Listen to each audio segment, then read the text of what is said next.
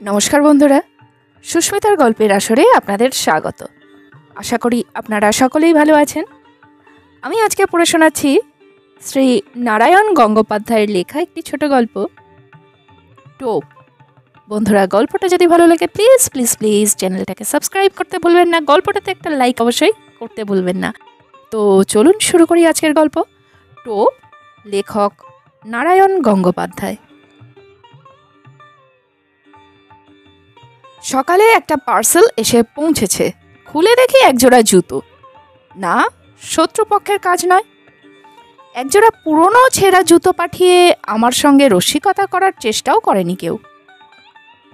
চমৎকার ঝকঝকে বাঘের চামড়ার নতুন চটি, দেখলে চোখ জুড়িয়ে যায়। পায়ে দিতে লজ্জা হয় দস্তুর মতো, ইচ্ছে করে বিছানায় শুইয়ে রাখি। কিন্তু জুতো জোড়া পাঠালো কে? কোথাও অর্ডার দিয়েছিলাম বলেও তো মনে পড়ছে না। আর বন্ধুদের সব কটাকে তো চিনি। বিনামূল্যে এমন একজোড়া জুতো পাঠানোর মতো দরাজ মেজাজ এবং এক কারোর আছে বলেও জানি না। তাহলে ব্যাপারটা কি? খুব আশ্চর্য হব কিনা ভাবছি, এমন সময় একখানা সবুজ রঙের কার্ড চোখে পড়ল। উইথ বেস্ট কমপ্লিমেন্টস অফ রাজা বাহাদুর N.R. চৌধুরী, রামগঙ্গা এস্টেট। আর তখনই মনে পড়ল 8 মাস আগেকার এক আরণ্যক ইতিহাস। একটি বিচিত্র শিকার কাহিনী। রাজা বাহাদুরের সঙ্গে আলাপের ইতিহাসটা ঘোলাটে, সূত্রগুলো এলোমেলো। যতদূর মনে হয় আমার এক সহপাঠী তার এস্টেটে চাকরি করত। তারই যোগাযোগে রাজা বাহাদুরের এক জন্মবাসরে আমি একটা কাব্য সম্বর্ধনা জ্ঞাপন করেছিলাম। ঈশ্বরগুপ্তের অনুপ্রাস চুরি করে যে প্রশস্তি রচনা করেছিলাম তার দুটো লাইন এই রকম: ত্রিভুবন প্রভাকর ওহে প্রভাকর, গুণবান মহিয়ান হে রাজেন্দ্র বর, ভূতলে অতুল কীর্তির রামচন্দ্র সম, আরতি দমন ওহে তুমি নিরুপম। কাব্যচর্চার ফল লাভ হলো একেবারে নগদ। পড়েছি আকবরের সভাসদ আব্দুর রহিম খান খানান হিন্দি কবি গাঙ্গের 4 লাইন কবিতা শুনে 4 লক্ষ টাকা পুরস্কার দিয়েছিলেন। দেখলাম সে নবাবী মেজাজের ঐতিহ্যটা গুণবান মহিয়ান আরতি দমন মহারাজ এখনও বজায় রেখেছেন। আমার মতো দিনাতি দিনের উপরেও রাজ দৃষ্টি পড়ল। আমাকে ডেকে পাঠালেন, প্রায়ই চা খাওয়াতে লাগলেন। তারপর সামান্য একটা উপলক্ষ করে দামি একটা সোনার হাতঘড়ি উপহার দিয়ে বসলেন এক সময়। সেই থেকে রাজবাহাদুরের সম্পর্কে অত্যন্ত কৃতজ্ঞ হয়ে আছি আমি। নিছক কবিতা মেলাবার জন্য বিশেষণগুলো ব্যবহার করেছিলাম, এখন সেগুলোকেই মন প্রাণ দিয়ে বিশ্বাস করতে শুরু করেছি। রাজবাহাদুরকে আমি শ্রদ্ধা করি, আর গুণগ্রাহী লোককে শ্রদ্ধা করাই তো স্বাভাবিক। বন্ধুরা বলে মো সাহেব, কিন্তু আমি জানি ওটা নিছক গায়ের জ্বালা। আমার সৌভাগ্যে ওদের ঈর্ষা, তা আমি পরোয়া করি না। নৌকা বাঁধতে হলে বড় গাছ দেখে বাঁধাই ভালো, অন্তত ছোটখাটো ঝড়ঝাপটার আঘাতে সম্পূর্ণ নিরাপদ। তাই মাস 8 আগে রাজা বাহাদুর যখন শিকারে তার সহযাত্রী হবার জন্য আমাকে নিমন্ত্রণ জানালেন, তখন আমি তা ঠেলতে পারলাম না। কলকাতার সমস্ত কাজকর্ম ফেলে ঊর্ধ্বশ্বাসে বেরিয়ে পড়া গেল। তাছাড়া গোড়া সৈন্যদের মাঝে মাঝে রাইফেল উঁচিয়ে শকুন মারতে দেখা ছাড়া শিকার সম্বন্ধে কোনো স্পষ্ট ধারণাই ছিল না আমার। সেদিক থেকেও মনের ভিতরে গভীর এবং নিবিড় একটা প্রলোভন ছিল। জঙ্গলের ভিতরে ছোট একটা রেল লাইন, আরও ছোট একটা স্টেশনে গাড়ি থামল। নাম্বার সঙ্গে সঙ্গে সোনালি তকমাটা ঝকঝকে পোশাক পরা আড্ডালি এসে সালাম দিল আমাকে, বললে, হুজুর চলুন। স্টেশনের বাইরে মেটে রাস্তায় দেখি মস্ত একখানা গাড়ি, যার পুরো নাম রোলস রয়েস, সংক্ষেপে যাকে বলে রোজ। তা রোজই বটে। মাটিতে চলল না রাজহাঁসের মতো হাওয়ায় ভেসে গেল সেটা ঠিক ঠাহর করে উঠতে পারলাম না। চামড়ার খটখটে গদি নয়, লাল মখমলের কুশন। হেলান দিতে সংকোচ হয়, পাছে মাথার সস্তার নারকোল তেলের দাগ লেগে যায়। আর বসবার সঙ্গে সঙ্গেই মনে হয় সমস্ত পৃথিবীটা নিচের মাটির ডেলার মতো ঘুরিয়ে যাক, আমি এখানে সুখে এবং নিশ্চিন্তে ঘুমিয়ে পড়তে পারি। হাঁসের মতো ভেসে চলল রোজ। মেটে রাস্তায় চলেছে, অথচ এতটুকু ঝাঁকুনি নেই। ইচ্ছে হলো একবার ঘাড় বার করে দেখি গাড়িটা ঠিক মাটির উপর দিয়ে চলেছে কিনা, না দুহাত উপর দিয়ে উড়ে চলেছে ওর চাকাগুলো। পথের দুপাশে তখন নতুন একটা জগতের ছবি। সবুজ শালবনের আড়ালে আড়ালে চা বাগানের বিস্তার, চকচকে উজ্জ্বল পাতার শান্ত শ্যামল সমুদ্র, দূরে আকাশের গায়ে কালো পাহাড়ের রেখা। ক্রমশ চা বাগান শেষ হয়ে এলো। পথের দুপাশে ঘন হয়ে দেখা দিতে লাগলো অবিচ্ছিন্ন শালবন। একজন আর্দালি জানালো, হুজুর, ফরেস্ট এসে পড়েছে। ফরেস্টই বটে। পথের উপর থেকে সূর্যের আলো সরে গেছে, এখন শুধু শান্ত আর বিষণ্ণ ছায়া। রাত্রির শিশির এখনো ভিজিয়ে রেখেছে পথটাকে। রোজের নিঃশব্দ চাকার নিচে মরমর করে সাড়া তুলছে শুকনো শালের পাতা। বাতাসে গুঁড়ো গুঁড়ো বৃষ্টির মতো শালের ফুল ঝরে পড়ছে পথের পাশে, উড়ে আসছে গায়ে। কোথা থেকে চকিতের জন্য ময়ূরের তীক্ষ্ণ চিৎকার ভেসে এলো। দুপাশে নিবিড় শালবন, কোথাও কোথাও ভেতর দিয়ে খানিকটা দৃষ্টি চলে, কখনো কখনো বুনো ঝোপে আচ্ছন্ন। মাঝে মাঝে এক টুকরো কাঠের গায়ে লেখা 1935, 1940। মানুষ বনকে শুধু উচ্ছন্ন করতে চায় না, তাকে বাড়াতেও চায়। এইসব প্লটে বিভিন্ন সময় নতুন করে শালের চারা রোপণ করা হয়েছে, এ তারই নির্দেশ। বনের রূপ দেখতে দেখতে চলেছি। মাঝে মাঝে ভয় যে করছিল না এমন নয়। এই ঘন জঙ্গলের মধ্যে হঠাৎ যদি গাড়ির ইঞ্জিন খারাপ হয়ে যায় আর তাকে বুঝে যদি লাফ মারে একটা বুনো জানোয়ার, তাহলে পকেটের ফাউন্টেন পেনটা ছাড়া আত্মরক্ষার আর কোনো অস্ত্র টস্ত্র সঙ্গে নেই। শেষটায় আর থাকতে না পেরে জিজ্ঞাসা করে বসলাম, হ্যাঁ রে, এখানে বাঘ আছে? ওরা অনুকম্পার হাসি হাসল। হ্যাঁ হুজুর। ভালুক? রাজা রাজরার সহবত, কাজেই যতটুকু জিজ্ঞাসা করব ঠিক ততটুকুই উত্তর এলো। ওরা বলল, হ্যাঁ হুজুর। অজগর সাপ? জি মালিক। প্রশ্ন করার উৎসাহ ওই পর্যন্ত এসেই থেমে গেল আমার। যেরকম দ্রুত উত্তর দিয়ে যাচ্ছে তাতে কোনো প্রশ্নই যে না বলে আমাকে আশ্বস্ত করবে এমন তো মনে হচ্ছে না। যতদূর মনে হচ্ছিল গেরিলা, হিপোপটেমাস, ভাম্পায়ার কোনো কিছুই বাকি নেই।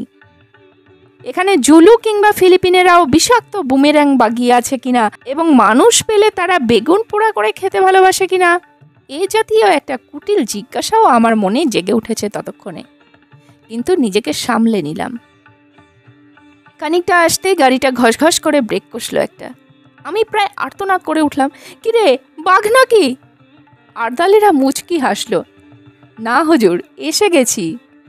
ভালো করে তাকিয়ে দেখি, সত্যি তো এসে পড়েছিস, সন্দেহ নেই। পথের বাদিকে ঘন শালবনের ভিতরে একটুখানি ফাঁকা জমি, সেখানে কাঠের তৈরি বাংলো প্যাটার্নের একখানা দোতলা বাড়ি। এই নিবিড় জঙ্গলের ভিতরে যেমন আকস্মিক তেমনি অপ্রত্যাশিত। গাড়ির শব্দে বাড়িটার ভেতর থেকে 2-3 জন চাপরাশি বেরিয়ে এলো ব্যতিব্যস্ত হয়ে। এতক্ষণ লক্ষ্য করিনি। এবার দেখলাম বাড়ির সামনে চওড়া একটা গড়খাই কাটা। লোকগুলো ধরাধরি করে মস্ত বড় এক ফালি কাঠ খাতটার উপরে সাঁকর মতো বিছিয়ে দিলে। তারই উপর দিয়ে গাড়ি গিয়ে দাঁড়ালো রাজা বাহাদুর N.R. চৌধুরীর হান্টিং বাংলোর সামনে। আরে আরে, কি সৌভাগ্য! রাজা বাহাদুর স্বয়ং এসে বারান্দায় দাঁড়িয়েছেন আমার অপেক্ষায়। একগাল হেসে বললেন, আসুন আসুন, আপনার জন্যই আমি এখনো চা পর্যন্ত খাইনি। শ্রদ্ধায় বিনয়ে আমার মাথা নিচু হয়ে গেল। মুখে কথা জোগালো না, শুধু বেকুবের মতো কৃতার্থের হাসি হাসলাম একগাল। রাজা বাহাদুর বললেন, এত কষ্ট করে আপনি যে আসবেন আমি ভাবতেই পারিনি। বড় আনন্দ হলো। চলুন চলুন, ওপরে চলুন। এত গুণ না থাকলে কি আর রাজা হয়? একেই বলে রাজোচিত বিনয়। রাজা বাহাদুর বললেন, আগে স্নান করে রিফ্রেশড হয়ে আসুন। টি ইজ গেটিং রেডি। বয়, সাহেব কো গোসলখানা মে লে যাও। 40 বছরের দাড়িওয়ালা বয়, নিঃসন্দেহে বাঙালি। তবু হিন্দি করে হুকুমটা দিলেন রাজা বাহাদুর, কারণ ওটাই রাজকীয় দস্তুর। বয় আমাকে গোসলখানায় নিয়ে গেল। আশ্চর্য, এই জঙ্গলের ভিতরেও এত নিখুঁত আয়োজন। এমন একটা বাথরুমে আমি জীবনেও স্নান করিনি। ব্র্যাকেটে 3-4খানা সদ্য পাট ভাঙা নতুন তোয়ালে, দামি 3টে সোপকেসে 3 রকমের নতুন সাবান, র্যাকে দামি দামি তেল, লাইম জুস, অতিকায় বাথটাব, ওপরে ঝাঁঝরি, নিচে টিউবওয়েল থেকে পাম্প করে এখানে ধারা স্নানের ব্যবস্থা। একেবারে রাজকীয় কারবার। কে বলবে এটা কলকাতার গ্র্যান্ড হোটেল নয়? স্নান হয়ে গেল। ব্র্যাকেটে ধপধস্তর করা ফরাসডাঙ্গার ধুতি, সিল্কের লুঙ্গি, আদ্যির পাজামা। দামের দিক থেকে পাজামাটাকেই সস্তা মনে হলো, তাই পরে নিলাম। বয় বাইরে দাঁড়িয়েছিল, নিয়ে গেল ড্রেসিং রুমে। ঘর জোড়া আয়না, পৃথিবীর যা কিছু প্রসাধনের জিনিস, কিছু আর বাকি নেই এখানে। ড্রেসিং রুম থেকে বেরোতে সোজা ডাক পড়ল রাজা বাহাদুরের লাউঞ্জে।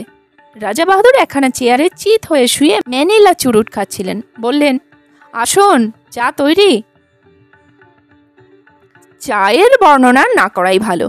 চা, কফি, কোকো, ওভালটিন, রুটি, মাখন, পনির, চর্বিতে জমাট ঠান্ডা মাংস, কলা থেকে আরম্ভ করে পিচ পর্যন্ত প্রায় 10 রকমের ফল। সেই গন্ধমাদন থেকে যা পারি গোগ্রাসে গিলে চললাম আমি। রাজা বাহাদুর কখনো এক টুকরো রুটি খেলেন, কখনো একটু ফল, অর্থাৎ কিছুই খেলেন না, শুধু পরপর কাপ 3 চা ছাড়া। তারপর আরেকটা চুরুট ধরিয়ে বললেন, একবার জানালা দিয়ে চেয়ে দেখুন। দেখলাম। প্রকৃতির এমন অপূর্ব রূপ জীবনে আর আমি দেখিনি। ঠিক জানালার নিচেই মাটিটা খাড়া 300-400 ফুট নেমে গেছে। বাড়িটা যেন ঝুলে আছে সেই রাক্ষসের শূন্যতার উপরে। তলায় দেখা যাচ্ছে ঘন জঙ্গল, তার মাঝ দিয়ে পাহাড়ি নদীর একটা সংকীর্ণ নীলজ্জ রেখা। যতদূর দেখা যায় বিস্তীর্ণ অরণ্য চলেছে প্রসারিত হয়ে, তার সীমান্তে নীল রঙের প্রহরা। আমার মুখ দিয়ে বেরুলো, চমৎকার। রাজা বাহাদুর বললেন, রাইট, আপনারা কবি মানুষ, আপনাদের তো ভালো লাগবেই। আমারই মাঝে মাঝে কবিতা লিখতে ইচ্ছা করে মশাই, কিন্তু নিচের ওই যে জঙ্গলটি দেখতে পাচ্ছেন, ওটি বড় সুবিধের জায়গা নয়। তরাইয়ের one of the fiercest forest, একেবারে প্রাগৈতিহাসিক হিংস্রতার রাজত্ব। আমি সভয়ে জঙ্গলটার দিকে তাকালাম। ওয়ান অব দি ফিয়ার্সেস্ট, কিন্তু ভয় পাওয়ার মতো তো কিছু দেখা যাচ্ছে না।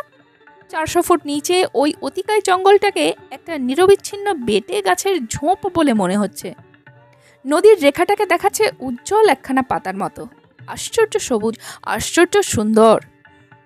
অফুরন্ত রোদে ঝলমল করছে অফুরন্ত প্রকৃতি। পাহাড়টা যেন গাঢ় নীল রং দিয়ে আঁকা। মনে হয় উপর থেকে ঝাঁপ দিয়ে পড়লে ওই স্তব্ধ গভীর অরণ্য যেন আদর করে বুকে টেনে নেবে, রাশি রাশি পাতার একটা নরম বিছানার উপরে।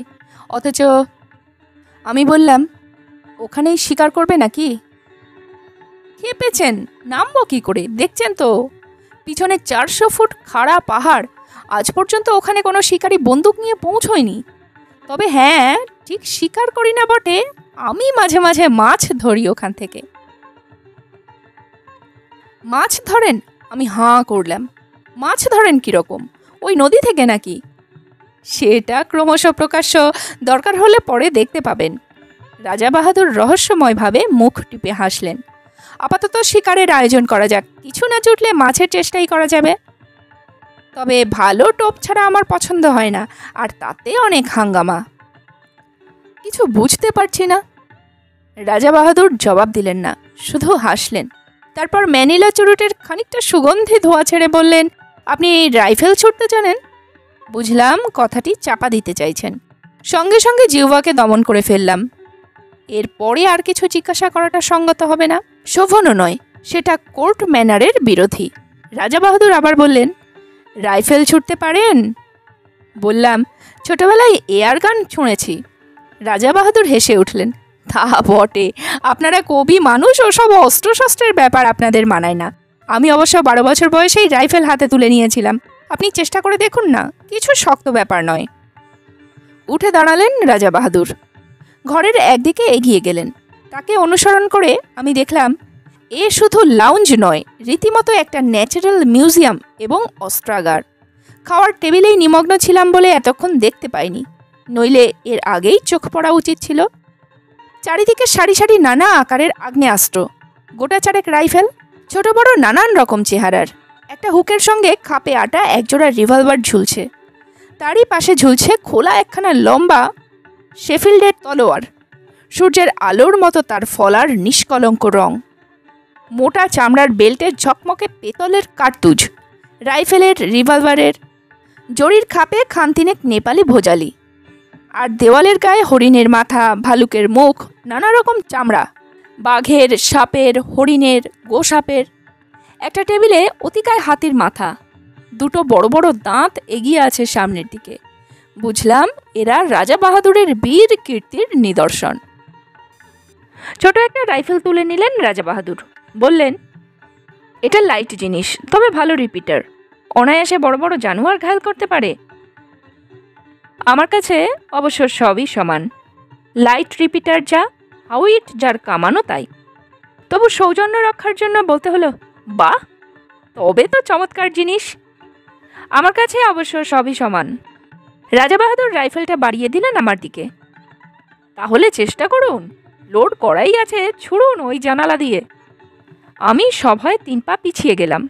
জীবনে বেকুবি অনেক করেছি, কিন্তু তার পরিমাণটা আর বাড়াতে প্রস্তুত নই।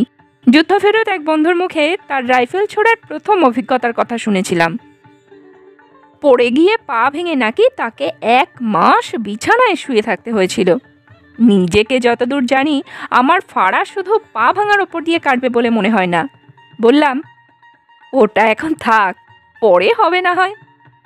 রাজা বাহাদুর মৃদু কৌতুকের হাসি হাসলেন, বললেন, এখন ভয় পাচ্ছেন, কিন্তু একবার ধরতে শিখলে আর ছাড়তে চাইবেন না। হাতে থাকলে বুঝবেন কত বড় শক্তিমান আপনি। You can easily face all the rascal of. হঠাৎ তার চোখ দুটো ঝকঝক করে উঠল, মৃদু হাসিটা মিলিয়ে গিয়ে শক্ত হয়ে উঠল মুখের পেশিগুলো। And a rival. মুহূর্তে বুকের রক্ত হিম হয়ে গেল আমার। রাজা বাহাদুরের 2 চোখে বন্য হিংসা। রাইফেলটা এমন শক্ত মুঠিতে বাগিয়ে ধরেছেন যেন সামনে কাউকে গুলি করবার জন্য তৈরি হচ্ছেন তিনি।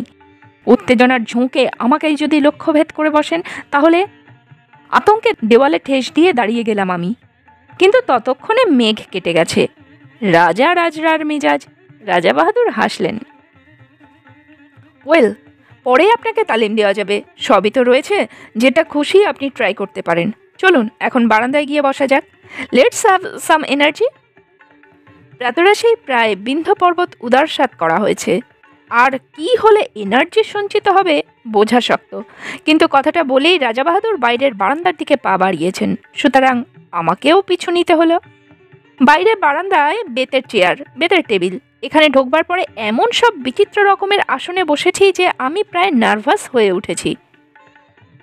তবু যেন বেতের চেয়ারে বসতে পেরে খানিকটা সহজ অন্তরঙ্গতা অনুভব করা গেল। এটা অন্তত চেনা জিনিস। আর বসবার সঙ্গে সঙ্গেই বোঝা গেল এনার্জি কথাটার আসল তাৎপর্য কি। বেয়ারা তৈরিই ছিল। ট্রেতে করে একটি ফেনিল গ্লাস সামনে এনে রাখল। অ্যালকোহলের উগ্র গন্ধ ছড়িয়ে গেল বাতাসে। রাজা বাহাদুর স্মিত হাস্যে বললেন, চলবে? সবিনয়ে জানালাম, না। তবে বিয়ার আনবে? একেবারে মেয়েদের ড্রিঙ্ক, নেশা হবে না। না থাক, অভ্যেস নেই কোনোদিন। গুড কন্ডাক্টের প্রাইজ পাওয়া ছেলে। রাজা বাহাদুরের সুরে অনুকম্পার আভাস। আমি কিন্তু 14 বছর বয়সেই প্রথম ড্রিঙ্ক ধরি। রাজা রাজার ব্যাপার সবই অলৌকিক। জন্মাবার সঙ্গে সঙ্গে কেউটের বাচ্চা, সুতরাং মন্তব্য অনাবশ্যক। ট্রে বারবার যাতায়াত করতে লাগলো। রাজা বাহাদুরের প্রখর উজ্জ্বল চোখ দুটো ঘোলাটে হয়ে এলো ক্রমশ। ফর্সা মুখ গোলাপি রং ধরল। হঠাৎ অসুস্থ দৃষ্টিতে তিনি আমার দিকে তাকালেন। আচ্ছা, বলতে পারেন আপনি রাজা নন কেন? এরকম একটা প্রশ্ন করলে বোকার মতো দাঁত বের করে থাকা ছাড়া আর গত্যান্তর নেই। আমিও তাই করলাম। বলতে পারলেন না তো? না। আপনি মানুষ মারতে পারেন? এ আবার কিরকম কথা? আমার আতঙ্ক জাগলো। না। তাহলে বলতে পারবেন না? You are absolutely hopeless. উঠে দাঁড়িয়ে ঘরের দিকে পা বাড়ালেন রাজা বাহাদুর। বলে গেলেন, আই পিটি ইউ। বুঝলাম নেশাটা চড়েছে। আমি আর কথা বাড়ালাম না, চুপ করে বসে রইলাম সেখানেই। খানিক পরে ঘরের ভেতরে নাক ডাকার শব্দ। তাকিয়ে দেখি তার লাউঞ্জের সেই চেয়ারটায় হাঁ করে ঘুমোচ্ছেন রাজা বাহাদুর। মুখের কাছে কতগুলো মাছি ভনভন করে। সেই দিন রাত্রেই প্রথম শিকারের অভিজ্ঞতা। জঙ্গলের ভেতরে বসে আছে মোটরে। দুটো তীব্র হেডলাইটের আলো পড়েছে সামনের সংকীর্ণ পথে আর দুধারের শালবনে। ওই আলোর রেখার বাইরে অবশিষ্ট জঙ্গলটায় যেন প্রেতপুরীর জমাট অন্ধকার রাত্রির তমসায় আদিম হিংসা সজাগ হয়ে উঠেছে চারিদিকে। অনুভব করছি সমস্ত স্নায়ু দিয়ে। হাতির পাল ঘুরছে দূরের কোনো পাহাড়ে পাথর গুড়িয়ে গুড়িয়ে। ঝোপের ভিতরে অজগর প্রতীক্ষা করে আছে অসতর্ক শিকারের আশায়। আসন্ন বিপদের সম্ভাবনায় উৎকর্ণ হয়ে আছে হরিণের পাল। আর কোনো একটা খাতের ভেতরে জ্বলজ্বল করছে ক্ষুধার্ত বাঘের চোখ। কালো রাত্রিতে জেগে আছে কালো অরণ্যের প্রাথমিক জীবন। রোমাঞ্চিত ভীত প্রতীক্ষায় চুপ করে বসে আছি মোটরের মধ্যে। কিন্তু হিংসার রাজত্ব শালবন ডুবে আছে একটা আশ্চর্য স্তব্ধতায়। শুধু কানের কাছে অবিশ্রান্ত মশার গুঞ্জন ছাড়া আর কোনো শব্দ নেই। মাঝে মাঝে অল্প বাতাস দিচ্ছে, শালের পাতায় উঠছে একটা মৃদু মর্মর। আর কখনো ডাকছে বনমুরগি, ঘুমের মধ্যে পাখা ঝাপটাচ্ছে ময়ূর। মনে হচ্ছে এই গভীর ভয়ঙ্কর অরণ্যের প্রাণীগুলো যেন নিঃশ্বাস বন্ধ করে একটা নিশ্চিত কোনো মুহূর্তের প্রতীক্ষা করে আছে। আমরাও প্রতীক্ষা করে আছি। মোটরের মধ্যে নিঃস্বার হয়ে বসে আছি আমরা। একটি কথাও বলবার উপায় নেই। রাইফেলের নল ইঞ্জিনের ওপর বাড়িয়ে দিয়ে শিকারী বাঘের মতো তাকিয়ে আছেন রাজা বাহাদুর। চোখ দুটো উগ্র হয়ে আছে হেডলাইটের তীব্র আলোক রেখাটার দিকে। একটা জানোয়ার ওই রেখাটা পেরুবার দুঃসাহস করলেই রাইফেল গর্জন করে উঠবে। কিন্তু জঙ্গলের সেই আশ্চর্য স্তব্ধতা।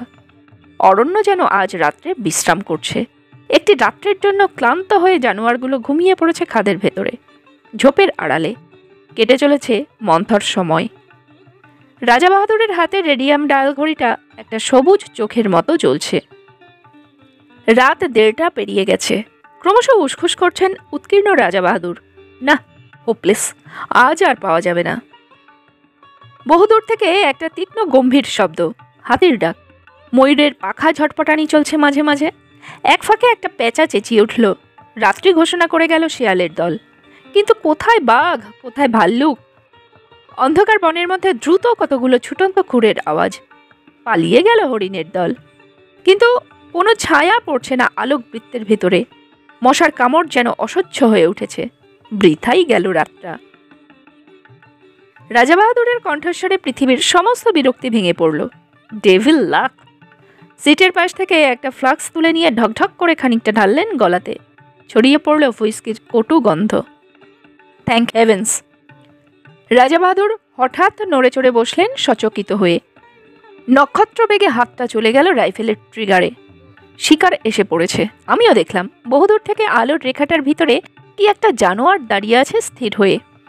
এমন একটা জোরালো আলো চোখে পড়াতে কেমন দিশেহারা হয়ে গেছে। তাকিয়ে আছে এই দিকেই। দুটো জোনাকির বিন্দুর মতো চিকচিক করছে তার চোখ। ড্যাম!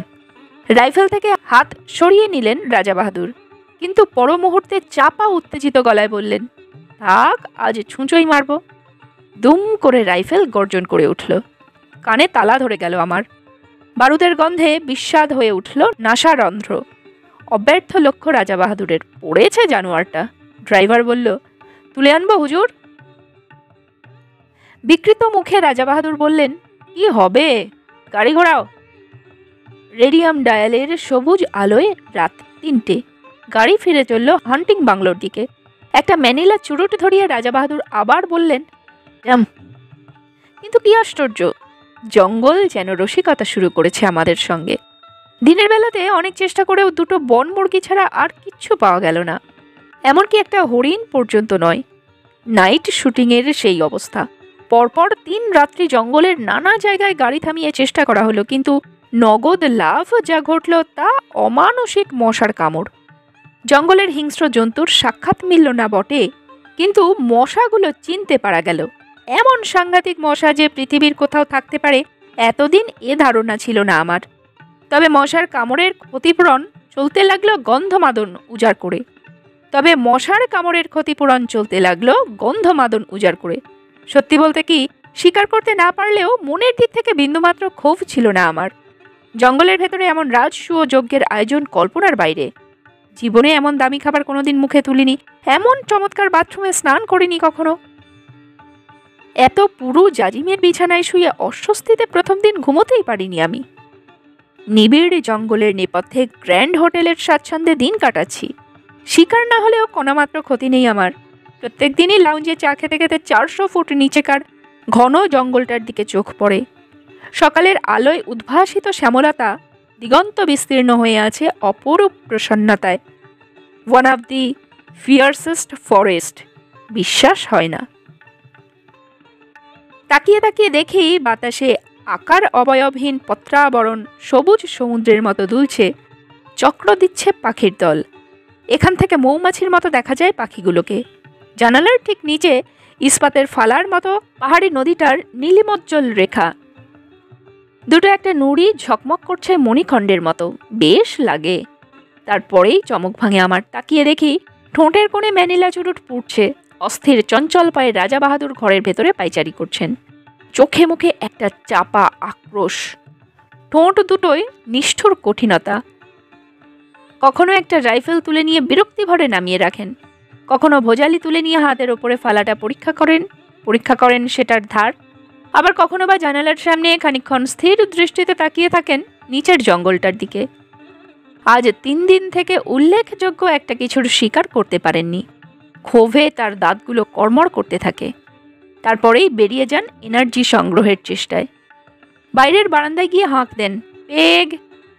কিন্তু পরের পয়সায় রাজভোগ খেয়ে এবং রাজোচিত বিলাস করে বেশি দিন কাটানো আর সম্ভব নয় আমার পক্ষে। রাজা বাহাদুরের অনুগ্রহ একটি দামি জিনিস বটে, কিন্তু কলকাতায় আমার ঘর সংসার আছে, একটা দায়িত্ব আছে তার।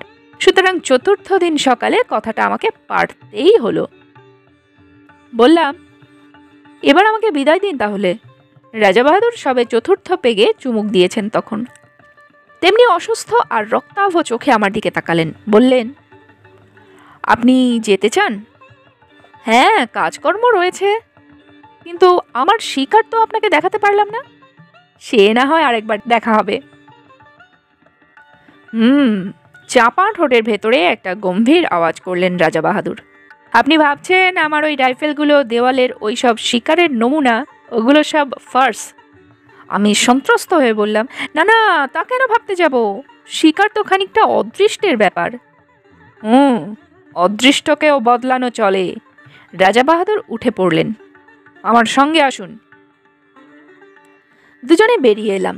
রাজা বাহাদুর আমাকে নিয়ে এলেন হান্টিং বাংলোর পিছনের দিকটায়। ঠিক সেখানে 400 ফুট নিচে টেরাইয়ের অন্যতম হিংস্র বিস্তীর্ণ অরণ্য। এখানে আসতে আর একটা নতুন জিনিসে চোখ পড়ল। দেখি কাঠের একটা রেলিং দেওয়া সাঁকোর মতো জিনিস। সেই সীমাহীন শূন্যতার উপরে প্রায় 15-16 হাত প্রসারিত হয়ে আছে। তার পাশে দুটো বড় বড় কাঠের চাকা, তাদের সঙ্গে দুজোড়া মোটা কাছি জড়ানো। ব্যাপারটা কি ঠিক বুঝতে পারলাম না। আসুন। রাজা বাহাদুর সেই ঝুলন্ত সাঁকোটার ওপরে গিয়েই দাঁড়ালেন। আমিও গেলাম তার পেছনে পেছনে। একটা আশ্চর্য বন্দোবস্ত। ঠিক সাঁকোটার নিচেই পাহাড়ি নদীটার রেখা, নুড়ি মেশানো সংকীর্ণ বালুতট তার দুপাশে। তাছাড়া জঙ্গল আর জঙ্গল। নিচে তাকাতে আমার মাথা ঘুরে উঠল। রাজা বাহাদুর বললেন, জানেন এসব কি? না।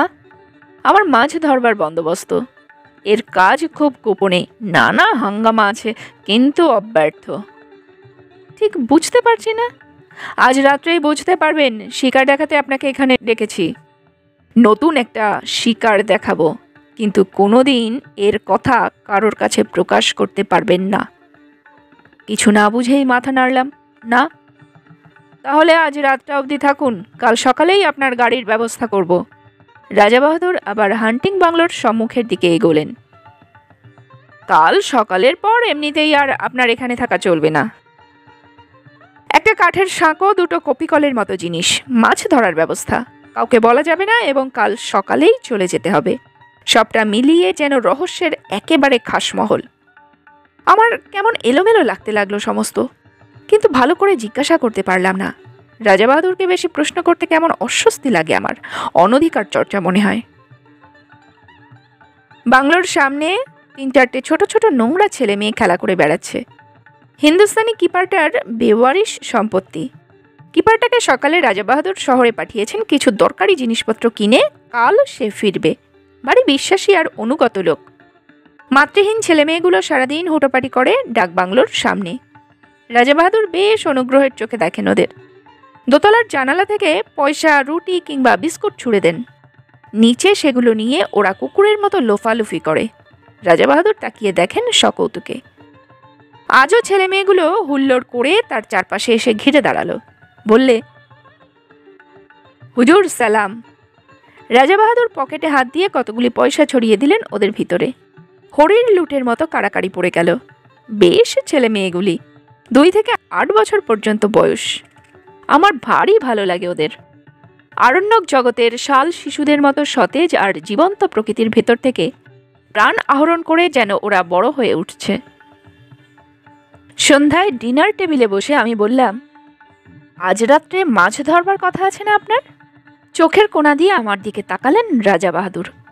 লক্ষ্য করছি আজ সমস্ত দিন বড় বেশি মদ খাচ্ছেন আর ক্রমাগত চুরুট টেনে চলেছেন। ভালো করে আমার সঙ্গে কথা পর্যন্ত বলেননি। ভেতরে ভেতরে কিছু একটা ঘটে চলেছে তার। রাজা বাহাদুর সংক্ষেপে বললেন, আমি সসংকোচে জিজ্ঞাসা করলাম, কখন হবে? একমুখ ম্যানিলা চুরুটের ধোঁয়া ছড়িয়ে তিনি জবাব দিলেন, সময় হলে ডেকে পাঠাবো, আপনি এখন গিয়ে শুয়ে পড়ুন, স্বচ্ছন্দে কয়েক ঘন্টা ঘুমিয়ে নিতে পারেন।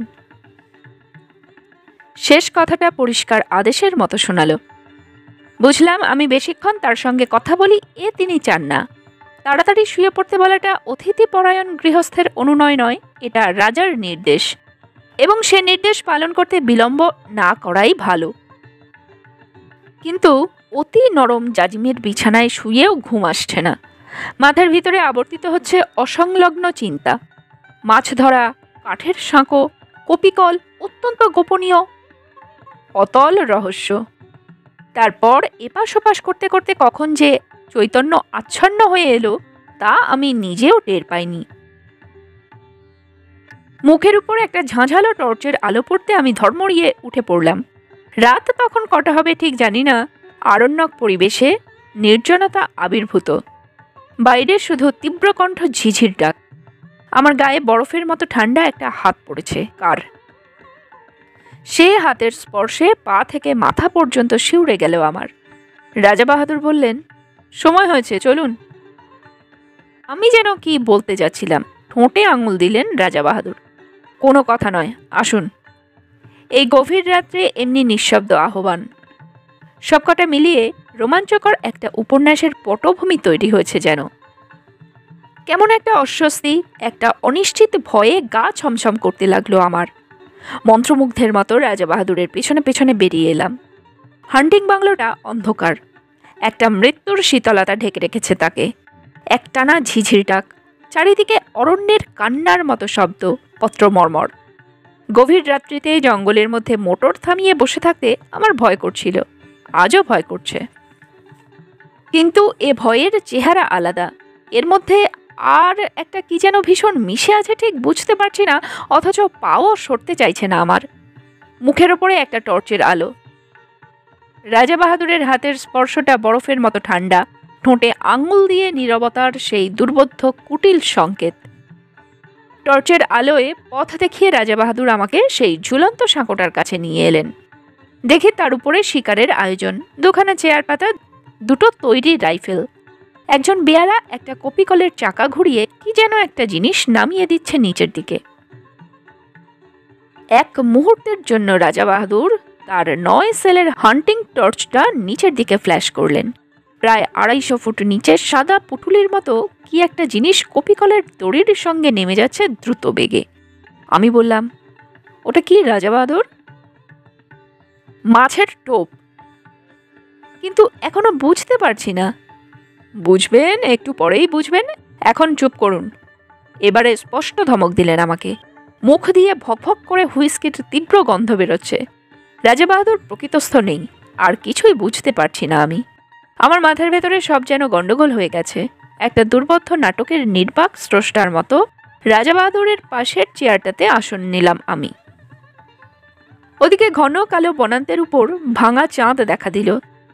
তার খানিকটা ম্লান আলো এসে পড়ল 400 ফুট নিচের নদীর জলে, তার ছড়ানো মণিখণ্ডের মতো নুড়িগুলোর উপরে।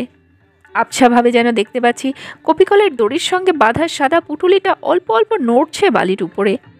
এক হাতে রাজা বাহাদুর রাইফেলটা বাগিয়ে ধরে আছেন, আরেক হাতে মাঝে মাঝে আলো ফেলছেন নিচের পুটুলিটায়। চকিত আলোয় যতটুকু মনে হচ্ছে পুটুলিটা যেন জীবন্ত, অথচ কি জিনিস কিছু বুঝতে পারছি না। নাকি মাছের টোপ, কিন্তু কি মাছ, এ কিসের টোপ? আবার সেই স্তব্ধতার প্রতীক্ষা। মুহূর্ত কাটছে, মিনিট কাটছে, ঘন্টা কাটছে। রাজা বাহাদুরের টর্চের আলো বারে বারে পিছলে পড়ছে নিচের দিকে। দিগন্ত প্রসার হিংস্র অরণ্য ভাঙা ভাঙা জ্যোৎস্নায় দেখাচ্ছে তরঙ্গায়িত একটা সমুদ্রের মতো। নিচে নদীটা ঝকঝক করছে যেন একখানা খাপ তোলা তলোয়ার। অবাক বিস্ময়ে আমি বসে আছি। মিনিট কাটছে, ঘন্টা কাটছে, টোপ ফেলে মাছ ধরছেন রাজা বাহাদুর। অথচ সব ধোঁয়াটে লাগছে আমার। কান পেতে শুনছি ঝিঝির ডাক, দূরে হাতির গর্জন, শালপাতার মর্মর। এ প্রতীক্ষার তত্ত্ব আমার কাছে দুর্বোধ্য। শুধু হুইস্কি আর ম্যানিলা চুরুটের গন্ধ এসে নাকে লাগছে আমার। মিনিট কাটছে, ঘন্টা কাটছে, রেডিয়াম ডায়াল ঘড়ির কাঁটা চলেছে ঘুরে। ক্রমশ যেন সম্মোহিত হয়ে গেলাম, ক্রমশ যেন ঘুম এলো আমার। তারপর হঠাৎ কানের কাছে বিকট শব্দে রাইফেল সাড়া দিয়ে উঠল। 400 ফুট নিচ থেকে উপরের দিকে উৎক্ষিপ্ত হলো প্রচণ্ড বাঘের গর্জন। চেয়ারটা শুদ্ধ আমি কেঁপে উঠলাম। টর্চের আলোটা সোজা পড়েছে নুড়ি ছড়ানো বালির ডাঙাটার ওপরে। পরিষ্কার দেখতে পেলাম ডোরাকাটা অতিকায় একটা বিশাল জানোয়ার সাদা পুটুলির ওপর একখানা থাবা চাপিয়ে দিয়ে পড়ে আছে। সাপের মতো লেজ আছড়াচ্ছে অন্তিম আক্ষেপে। ওপর থেকে ইন্দ্রের বজ্রের মতো অব্যর্থ গুলি গিয়ে লেগেছে তার মাথায়।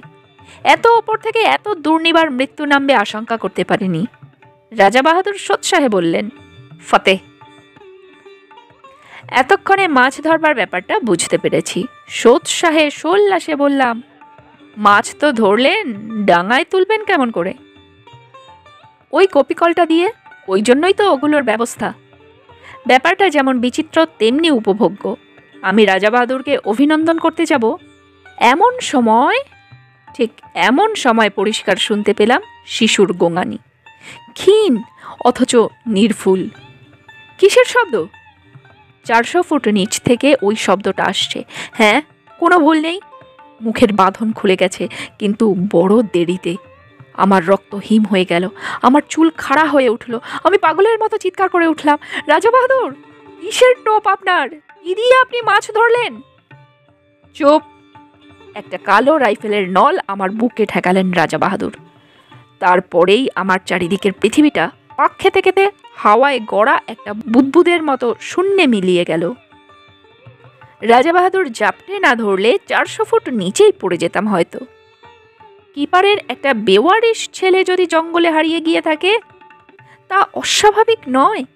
তাতে কারোর কোনো ক্ষতি নেই, তাতে কারোর ক্ষতি নেই।